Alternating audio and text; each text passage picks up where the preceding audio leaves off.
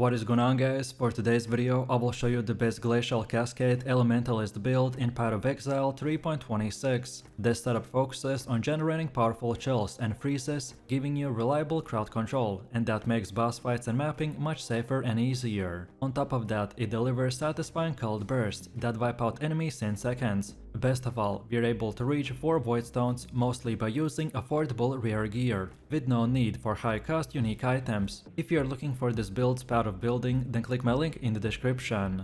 And before we continue, thanks to U4GM, they are a pro website that provides PoE 1 boosting, items and even currency with a cheap price and fast delivery. They have over 17,000 positive comments, and this website is really worth a try, so make sure to use my discount code KADE for extra 6% off.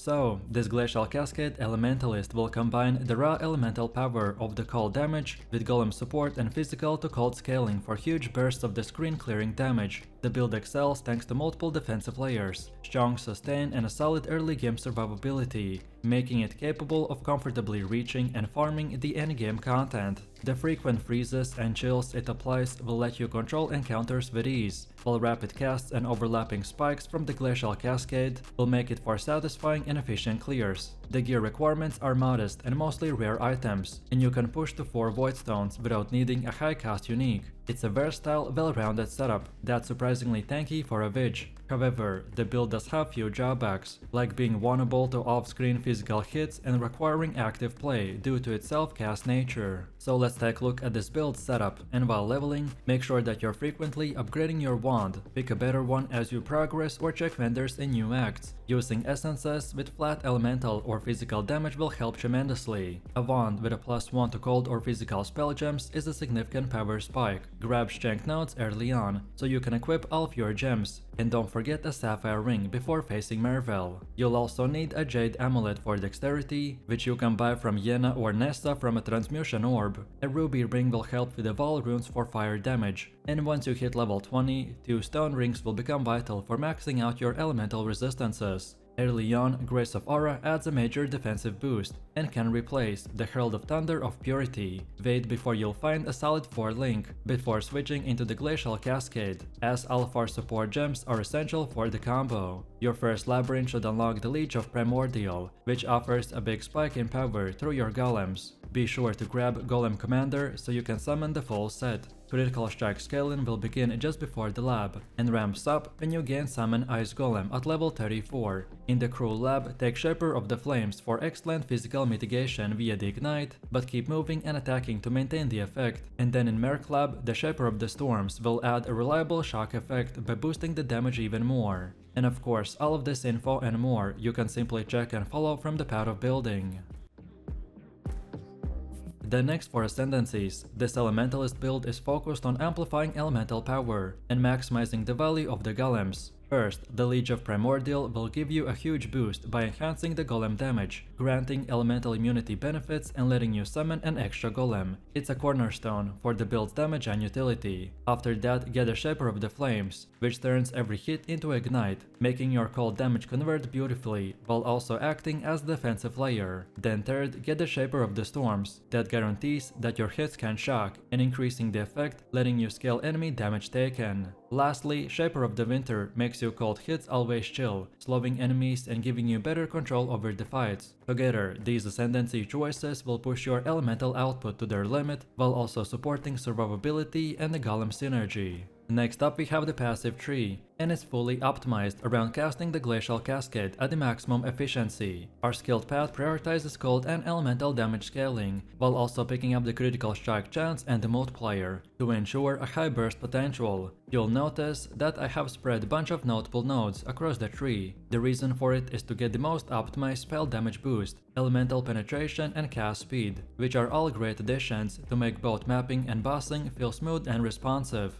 There's also a thoughtful investment into the mana regeneration and the energy shield nodes to manage the build's high spell cast, and the use of cluster jewels will add powerful customization without sacrificing core damage scaling. Attribute points are also smartly taken to ensure that gear and gem requirements are met naturally. For defenses, the build uses energy shield, moderate life and the strong elemental resistances, as well as spell suppression to stand firm in the dangerous encounters. Overall, this skill tree is very much tuned for the late game content and strikes a great balance between the offense and survivability. Then next up, let's go over the skill gems. Glacial Cascade deals its damage in 4 bursts, with the final spike hitting the hardest. With even minimal scaling from the Flame Golem, it's easy to line up to 2 to 3 overlaps per cast, which dramatically increases your damage output. Positioning is also key, so you want the largest explosion to land just behind the enemy. If you are standing directly on top of them, then you will lose most of the impact. With the 120% or more increased area, full 4 hit overlaps will become consistent.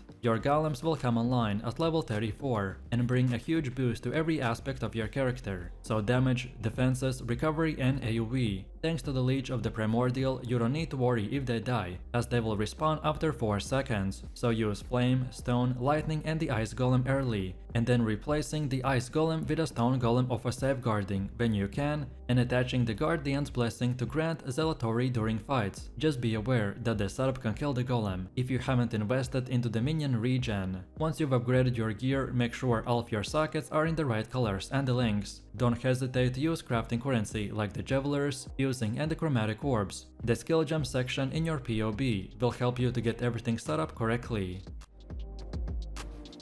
Next we have gear. After finishing campaign, difficulty will spike significantly, and having weak gear will start to hold you back. This is when you want to spend your chaos orbs to upgrade your loadout. Prioritize getting life on every item and maximizing your elemental resistances. It doesn't matter which slot the resistances come from, just that you hit your cap. Look for a wand with at least 1+ to spell level, some spell damage and critical strike chance. When possible, craft a mod that gives you a chance to deal double damage, which will greatly increase your ability to freeze and chill enemies. If a 6 link is out of reach, then Tabula Rasa is a solid budget option that doubles your damage output compared to a 4 link. Then the Heat Shiver helmet is a massive boost to this build also. However, it's expensive but extremely impactful if you can get it. And once equipped and paired with the Herald of Ash, you can unlock the full uptime on the Trinity support. Just don't use Trinity until you have the Heat Shiver equipped. Before that, go with the Bone Chill if you have taken the Shaper of Winter, or just use increased critical damage otherwise. Without Heat Shiver, a rare helmet with life or resistances will do just fine as well. Next up we have our Mercenaries. Ideal Mercenaries to support this build are the ones that provide powerful auras, so aim for one with Grace, another one with Haste, and one offering aspect of the Spider. A Merc with Fortify, Vitality and Enduring Cry will round out things nicely. For gear, Dying Breath is a solid weapon choice, while Leer Cast gives a helpful damage buff for the helmet slot. Then Zandentius Cassock is also a good body armor option. Then use gloves with the Unnerve implicit, and for boots, go with the Windscream for an extra curse or boots with a stabbed ground for survivability. Belts like Camo's Binding or the Pyroshock Clasp will work well. And for rings, Kikazaru and the Timeless Clap are great picks. And then finish this off with the Shaper Seed as your amulet. Next up, let's take a look at the gameplay. While mapping, our playstyle is very straightforward. Cast Glacial Cascade towards the enemy packs and watch them explode. With a high cast speed and Frostblink or the Wintry Blast, you will fly through the maps quickly. For tougher enemies or bosses, position yourself slightly away to maximize the final burst of the Glacial Cascade. Make sure to begin fights with the Assassin's Mark for the power charges and bonus damage. Proper aiming of the Glacial Cascade will drastically boost your effectiveness, so keep the largest burst just behind your target and not right on top of him. The more AoV you have, the easier it is to consistently land all the hits. During maps, you will generate charges from the Discipline of the Forbidden on a kill, but for single targets, quality on Assassin's Mark is key to maintain power charge uptime. And now, last but not least, let me show you a few important tips and things to keep in mind. The Heat Shiver is a critical damage amplifier for this build. Although it may be a bit pricey, its value is undeniable. Pairing with a Herald of Ash activates Trinity support at full uptime. Just don't equip Trinity until this combo is in place. Before that, the Bone Chill is a good substitute if you're running the Shaper of Winter, or just use increased critical damage instead. Heat Shiver requires for you to consistently freeze or chill enemies, so make sure that you've invested enough into those effects first. Nodes like the Glacial Cage and the Winter's Embrace are great. and a medium cluster Jewel with Astonishing Affliction and the Cold Conduction will help also.